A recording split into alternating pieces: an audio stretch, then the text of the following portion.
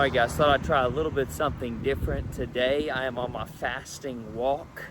I do a 1 hour walk, what I'd spend for lunch, spend on a walk, and I thought I would share our insight today and a little bit of update on the fasting. But let me show you a little bit about yesterday. Loading some mulch. Woo, on day 3 of fasting. You want to talk about some lightheadedness? Thought I'd just bring you in so you can see it real quick.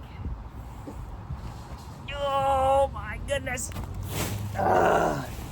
Whoo! That will tire you out.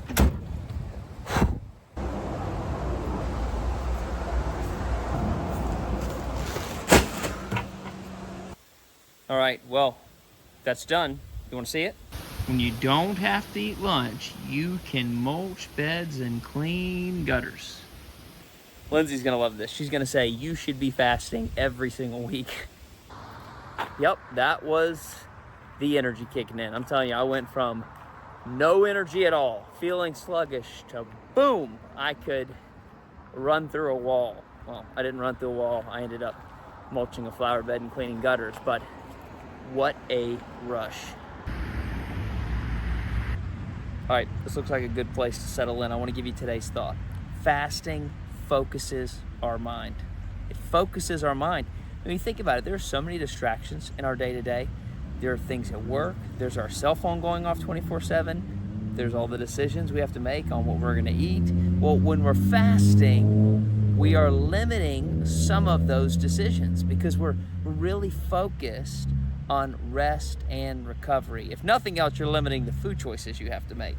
So in place of having a lunch hour, I can focus on rest, I can focus on recovery. I want to give you 2 things that I think about when I think about focusing our mind. The first is fasting boosts our creativity.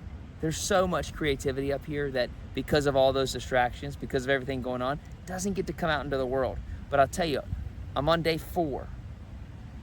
I have had some of the most creative moments that I have had in a long time, just on this fast, just opening up my mind. Let me tell you the place you don't want to walk by when you're fasting. Whew! Texas Roadhouse. I can smell it right now. And then look at this. Raising Cane's. What are these guys doing to me? Number 2, fasting builds your mental resilience. Build your mental resilience. There is value in doing the hard things, whether that's running a marathon, climbing a mountain, going on a 7-day fast, going on a 21-day fast. Those are hard things, and it builds our mental capacity to persevere and to push through. You remember we talked about in day 1, strengthening your no? That's what you're doing. You're building that resilience by strengthening your no. I think it's one of the best benefits that I have found to fasting. All right, let me let you in on a little secret. I knew Roadhouse and Raising Cane's were gonna be there. What you didn't see is there was a Chick-fil-A on the other side of the street. So that was like the fasting trap. But I knew that because I run this route when I do the training for the races all the time. So this is my home turf. I knew all of those were gonna be there. But it just hits differently when you're 4 days without food. So let me give you an update. And what I've been doing for my update is what do I weigh and how do I feel? Those 2 things. I'm holding strong at 165. I mean, it really tailored down there. Like we talked about, a lot of the water weight kind of goes away. But holding strong, and I feel amazing. I really do. I had 2 really sluggish days. The caffeine withdrawal headaches were crazy.